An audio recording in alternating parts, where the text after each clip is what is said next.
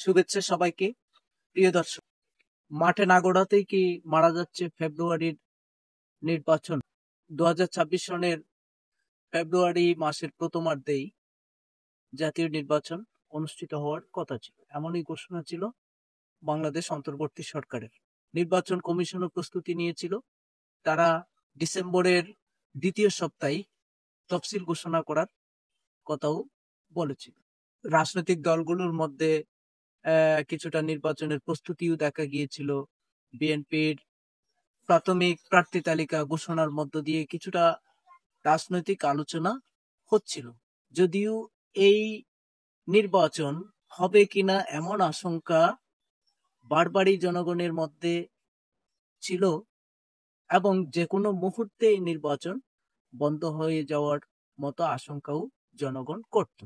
তবু কিছুটা হলেও এই নির্বাচনী আলাপ উঠত জনগণের মাঝে। যেখানে পাবলিক প্লেস গুলি আছে, যেখানে মানুষের জনসমাগম আছে, যেখানে সব জায়গায় নির্বাচনের একটা আলোচনা শুরু হয়েছে। কিন্তু এই তফসিল ঘোষণা করার আগেই হুট করে কয়েকদিনের মধ্যেই যেন নির্বাচনের কথা আর জনগণের বা সাধারণ মানুষের মুখ দিয়ে আসছেই না। কেন এমন হলো? আমরা দেখলাম যে বিশেষ করে সাবেক প্রধানমন্ত্রী শেখ হাসিনার ফাঁসির রায় হওয়ার পর থেকে, আন্তর্জাতিক অপরাধ ট্রাইব্যুনালে ফাঁসির রায় হওয়ার পর থেকে যখন সেই রায়ের বিরুদ্ধে দেশে বিদেশে একটা সমালোচনার ঝড় উঠলো, তখন থেকে পরিস্থিতিটা কেমন যেন হয়ে যাচ্ছে। এরপরে হুট করে খালেদা জিয়ার অসুস্থ হয়ে যাওয়া বা একেবারে মরণাপন্ন পরিস্থিতি হয়ে যাওয়া। এরপর সবচেয়ে বড় কথা হচ্ছে, খালেদা জিয়ার অসুস্থতা বিষয়ে কথা বলতে গিয়ে বিএনপির ভারপ্রাপ্ত চেয়ারম্যান জনাব তারেক রহমান তার দেশে আসার বিষয়ে যে মন্তব্য করেছেন, সেই মন্তব্য একেবারে দেশের মানুষকে স্তব্ধ করে দিয়েছে। দেশের মানুষ সবকিছুই যেন ভুলে গেছে, শুধু নির্বাচন না, এমনকি বর্তমানে মুমূর্ষু অবস্থায় রত সাবেক প্রধানমন্ত্রী বেগম খালেদা জিয়ার কথাও ভুলে যাচ্ছে জনগণ।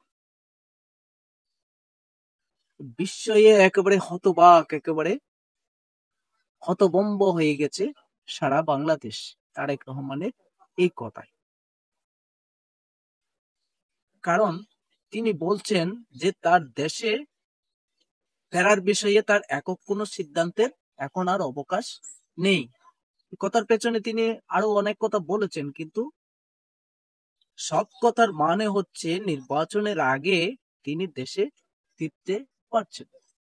তাহলে জনমনে স্বাভাবিকই সন্দেহ হওয়া স্বাভাবিক বা প্রশ্ন ওঠা স্বাভাবিক যে বিএনপি, তারেক রহমান, খালেদা জিয়া বলেন, সবাই তো তারেক রহমানের দেশে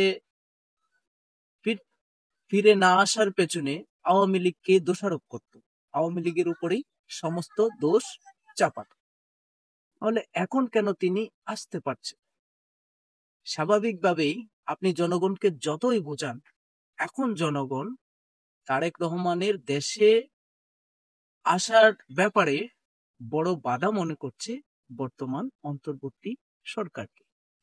যদিও অন্তর্বর্তী সরকারের পক্ষ থেকে জনাব শফিকুল আলম কথা বলেছে, সরকারের পক্ষ থেকে কোনো বাধা বিপত্তি নাই। এখন এই সরকারের এই বিবৃতি জনগণের মধ্যে আরো বেশি বিস্ময়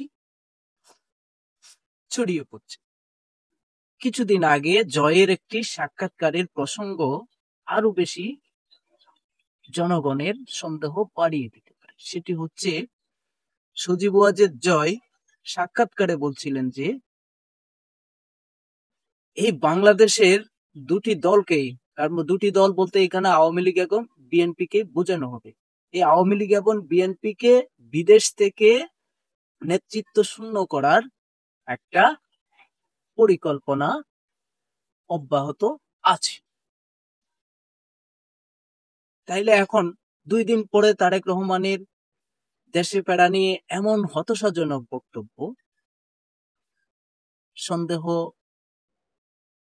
বাড়াবে না তা কি হয়? তাহলে এই যে তারেক রহমানের দেশে দেশে না ফেরার বিষয়টি নিয়ে এত গুঞ্জন এবং শেখ হাসিনার বিচার নিয়ে সারা দেশ বিদেশে যে সমালোচনার ঝড়, সব মিলিয়ে নির্বাচনের কথাই ভুলে গেছে জনগণ। জনগণ তো আগে থেকেই বিশ্বাস করতো যে এই নির্বাচন যে কোনো মুহূর্তে বন্ধ হয়ে যেতে পারে কিংবা বানচাল হয়ে যেতে। এখন যে জনগণের মধ্যে নির্বাচনের বিপরীতে অনেক বিষয়, তাও অনেক সন্দেহজনক বিষয় ঘুরপাক খাচ্ছে, তার কারণে নির্বাচনের কথা একেবারেই জনগণের আলোচনা থেকে, সাধারণ মানুষের আলোচনা থেকে, চায়ের টেবিলের আলোচনা থেকে একেবারে উধাও হয়ে গেছে। সুতরাং এই নির্বাচন হয়তো তফসিল ঘোষণার আগেই, মানে মাঠে নামার আগেই মারা পড়তে যাচ্ছে। আজকের মতো এটুকুই। সবাই ভালো থাকুন, সুস্থ থাকুন। ধন্যবাদ।